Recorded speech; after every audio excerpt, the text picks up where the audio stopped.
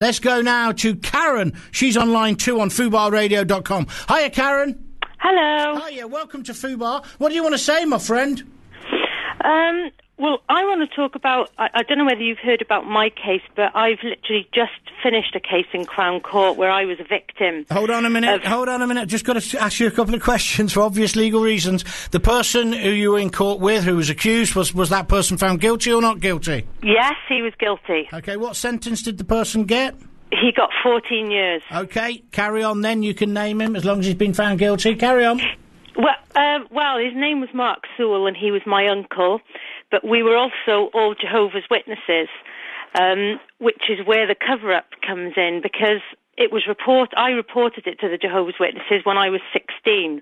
I'm 38 now, and it's taken me till now to get him to court and to get him convicted. And not only that, but when I went to court, there was no support from any of the Jehovah's Witnesses, right, all the ones who were around at the time. Tell me when the abuse started, how long it went on for, and how it was covered up then, if you don't mind, Karen. And by the way, you're not a victim, you are a survivor. Remember that, very important. No, it is important. It is important. Yeah, it is, I know. It started when I was 12. Well, 12 is the first time I remember it happening. Went on till I was about 14.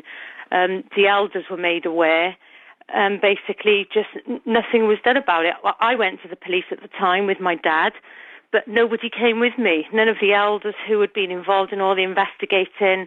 It's almost as if they just didn't want to know anything about it. And unfortunately, now that my case has gone public, it seems that it's quite a common problem among the Jehovah's Witnesses. And from what I've read... How do you mean it's common then? I mean, get away with it? I don't know much about Jehovah's Witnesses apart from they don't agree with blood transfusions and they often knock on my door when I'm having a lie-in, if you pardon me. But you understand where I'm coming from. Well, how do they get away with it? What do you mean? It's you know. Because Jehovah's Witnesses have what they call a two-witness rule, which means that you have to have two witnesses to every offence for them to actually take action. Now, of course, when you're talking about child abuse or sexual assault, generally you don't have two witnesses. You have the child and you have the perpetrator. So that was the first issue, is nobody had seen him doing it to me, so they couldn't really do anything about it. And the second issue is when they do disfellowship, they call it, which is like shunning. When they do disfellowship somebody, no one in the congregation is told why that person is being disfellowshipped. So if you're a paedophile and you admit it, let's say, you will get disfellowshipped. No one will know why or what you've done.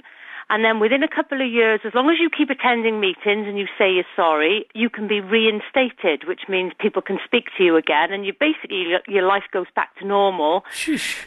But again, nobody knows why you were disfellowshipped in the first place. That's disgraceful, isn't it? And this is the problem within the Jehovah's Witnesses. And I'm not saying they're all bad, because they're not. Some of them are lovely people, but their policies protect paedophiles. Okay, and this man went down for 14 years, did you say? Yes, he got 14 years. Well, I wasn't the only victim. There were 4 victims. There must have been other victims. Yeah, there were 4 of us in the end. But if it had been dealt with back in the day, there wouldn't have been 4 victims. Well,